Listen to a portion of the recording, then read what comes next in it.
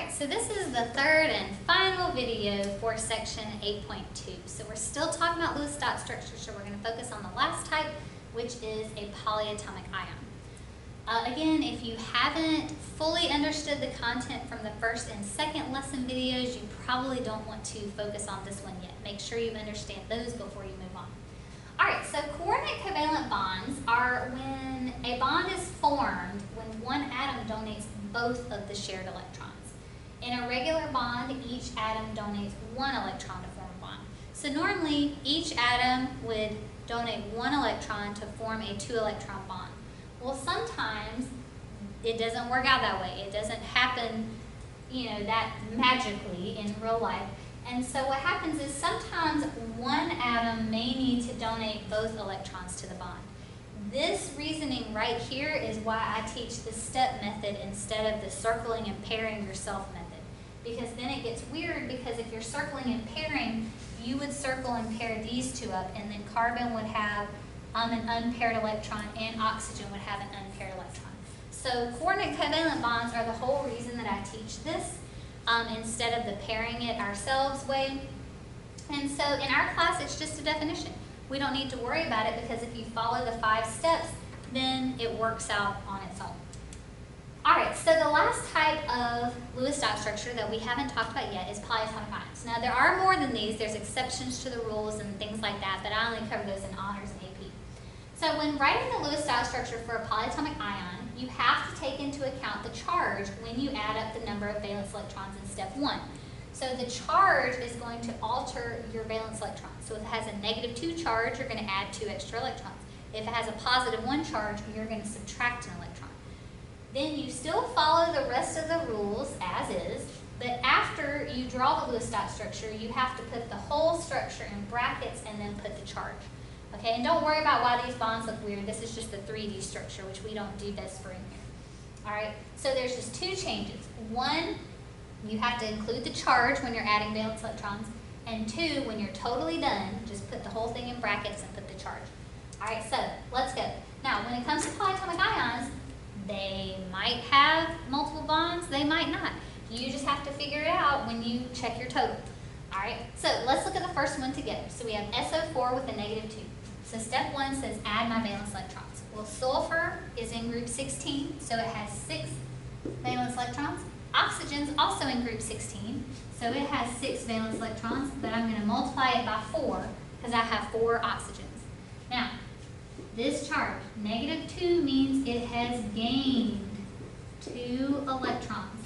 So I'm going to add 2 extra electrons, because since it has the -2 charge, it has gained 2 additional electrons. So I add 2 to my total. So I have 24, 30, 32. If you don't take into account the charge, your Lewis dot structure will not turn out right. Alright, so next step's bond the atom. So remember, single one goes in the middle, so S is the single atom, so S goes in the middle.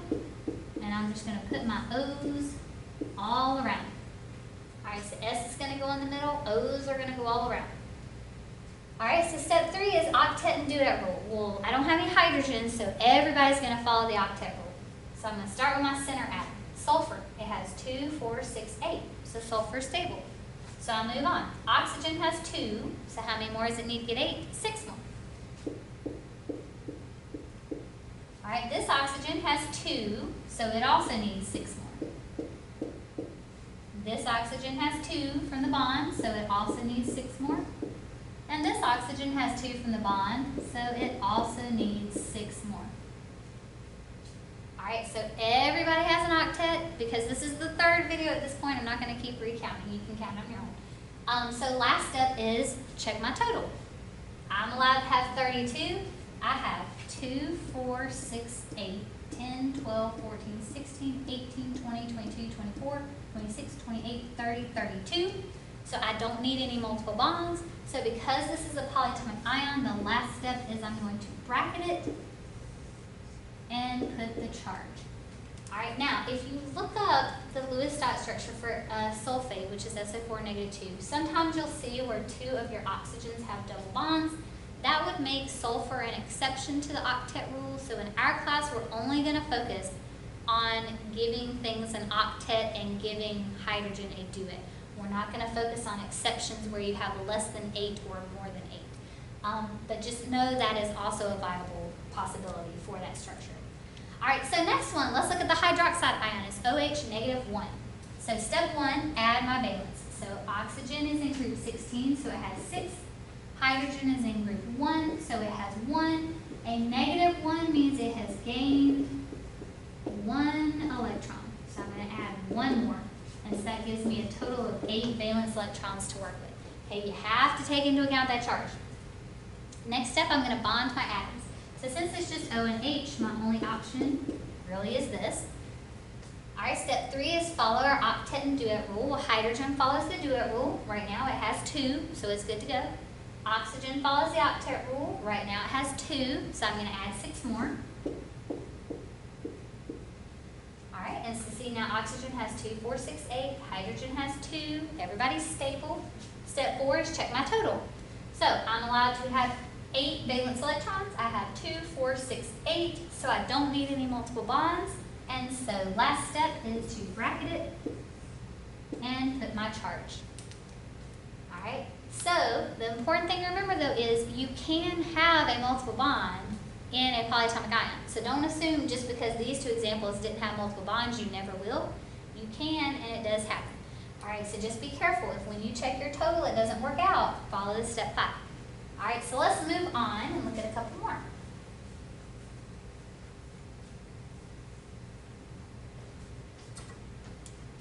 All right, and then just here's our answers. All right, so try these. I will go ahead and give you a hint that normally I wouldn't give you if we were further in the class. The bottom one is going to end up having multiple bonds. Just throwing it out there. All right, so try these. You can try them one at a time if you want. I'm going to assume you've tried PO4 -3 at this point. All right, so first step is add our valence electrons. So P is in group 15, so it has 5 valence electrons. O is in group 16, so it has 6 valence electrons, but I'm going to multiply it by 4. And a -3 charge means it has gained 3 electrons. So I'm going to add 3 extras right there. So I have 24 plus 5, which is 29, plus 3, which is 32 valence electrons to work with.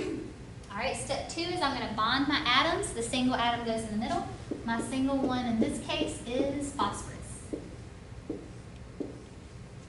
All right, so step 3 is follow octet duet rule. I don't have any hydrogen, so I don't need to worry about duet rule. Everybody needs an octet.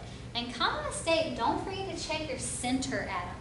A lot of times, like y'all focus on only the outer atoms and you forget about the central one. All right, so P has 2, 4, 6, 8, so it's good to go. Oxygen has 2, so it needs 6 more to get 8. All right, and this oxygen has 2, so it needs 6 more to get 8. This oxygen has 2, so it needs 6 more to get 8. And then this oxygen has 2, so it needs 6 more to get 8. So I've given everybody an octet, so now I need to check my total. I'm allowed to have 32, 2, 4, 6, 8, 10, 12, 14, 16, 18, 20, 22, 24, 26, 28, 30, 32. So I don't need any multiple bonds. So last step is I'm going to bracket it and put the charge of -3. All right, so hopefully you got that one right. All right, so let's move on to our next one. So pause the video and try it. I'll assume you've done that at this point. So first step is let's add our valence electrons. So N is in group 15, so it has 5 valence electrons. H is in group 1, so it has 1 valence electron, but I'm going to multiply that by 4. And then a +1 charge means it has lost 1 electron. So I'm going to subtract 1 electron from my total. Okay, so you got to be careful about those charges. Don't think of the positive as an addition sign. All right, it means it has lost a negative. So 5 plus 4 is 9, minus 1 is 8 valence electrons. So step 2 is bond the atoms. So of course single one's going to go in the middle. So N's going to go in the middle. I'm going to put my H's around it like this. All right, step 3 is follow octet and duet rule. Well, hydrogen follows duet. So that one has 2, that one has 2, that one has 2, that one has 2. So all my hydrogens are good. Nitrogen follows the octet. So nitrogen has 2, 4, 6, 8.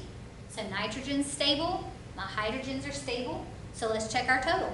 I'm allowed to have 8. I have 2, 4, 6, 8.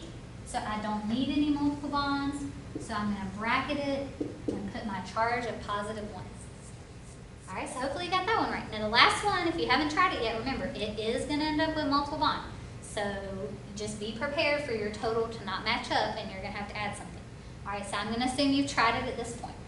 So our first step is add our valence. So carbon is in group 14, so it has 4. Nitrogen is in group 15, so it has 5. A -1 charge means it has gained 1 electron. Whoops. All right, so I'm going to add 1 more. So 4 plus 5 is 9, plus 1 is 10. So I have 10 valence electrons to work with. So step 2 says bond my atoms. Well, since it's just 2, there's obviously only one way to do that, C and N. Step 3 is follow octet and duet rule. Well, both of these follow octet. So C has 2, so it needs 6 more. So see, now it has 2, 4, 6, 8. N has 2, so it needs 6 more. So 2, 4, 6, 8. So now I'm going to check my total. I'm allowed to have 10. I have 2, 4, 6, 8, 10, 12, 14. So again, you can't just start erasing dots. You've already made everybody stable. Okay, so remember, 2 extra electrons equals 1 extra bond. I have 4 extra electrons. So that means I need 2 extra bonds. So I'm going to put my 2 extra bonds. Once you add your extra bonds, then you can erase dots to restabilize. Okay, so carbon has 2, 4, 6, 8, 10, 12. So I'm going to erase 4 dots. So see, now it has 2, 4, 6, 8. Nitrogen has 2, 4, 6, 8, 10, 12. So I'm going to erase 4 dots. So see, now it has 2, 4, 6, 8. So everybody's stable again. I've added my extra bonds and took away some of my lone pairs. So now let me check my total again. I'm allowed to have 10. I have 2, 4, 6, 8, 10. So I'm good. So last step is I'm going to bracket and put my charge. All right, so hopefully you at least got a couple of those right. If you got the Cn negative cyanide ion right, you are awesome because it has the charge and the multiple bonds. So that's pretty much the hardest type I'll ask in here is a polyatomic ion that also has multiple bonds. All right, so some of the next stuff we can skip. Here's my answers for those. Oh, whoops, not yet. We'll skip in a minute. So last thing is bond dissociation energy. So the bond dissociation energy is the energy needed to break a bond. As the number of bonds increases, the bond dissociation energy increases. Think about breaking pencils. A single pencil is going to be easier to break than holding 2 pencils, like a double pencil, which will also be easier to break than holding 3 pencils. Okay, now this is a generalized statement, so would it be possible to have a double bond that might actually be a little bit easier to break than a single bond? Yes, but this just means in general. A single bond takes the least amount of energy, double bond would be harder to break, triple bond would be the hardest to break. So now we're going to skip over some stuff. So in honors, I go over resonance and exceptions to the octet rule. So we can skip all this. All right, so section assessment. It says, what electron configurations do atoms usually achieve by sharing electrons to form covalent bonds? They achieve noble gas configuration. Remember, the noble gases already have a full outside energy level, so they are stable. So atoms share to become like a noble gas. So noble gas configuration is the answer to that one. Number 2, when are 2 atoms likely to form a double bond between them? Well, they'll form a double bond if they need to share 4 electrons. And then when would they form a triple bond? When they need to share 6 electrons. All right, so they would form double bonds if they need to share 4 total electrons, and a triple bond if they need to share 6 total electrons. So number 3, how is a coordinate covalent bond different from other covalent bonds? Well, in a normal covalent bond, each atom donates 1 electron to the bond. So each atom gives 1 electron to form a 2-electron bond. In a coordinate covalent bond, 1 atom donates both electrons to the bond. Okay, it's kind of like you're going on a picnic. In a regular covalent bond, let's say two people are going on a picnic. This person's like, I'm going to bring pizza. This person says, I'm going to bring lemonade. And then they share the pizza and lemonade. That would be a normal bond. They each brought something, they each shared it. A coordinate covalent bond would be the two people are going on a picnic and this person's like, oh gosh, I don't have any money. Can you bring all of it? So this person brings pizza and lemonade and then they still share. This person didn't bring anything, but they still get to have pizza and lemonade. Okay, so that's what a coordinate covalent bond is. So in other words, a coordinate covalent bond is one atom being incredibly generous. All right, so number 4, how is the strength of a covalent bond related to its bond association energy? Well, the stronger the bond, the higher the bond association energy, the harder it is to break. Okay, the stronger the bond, the higher the bond association energy. And remember, single bonds tend to have the lowest bond association energy, double bonds tend to be higher, and triple bonds tend to be the highest. All right, so what kinds of information does a structural formula reveal about a compound it represents? So a structural formula is like a Lewis dot structure.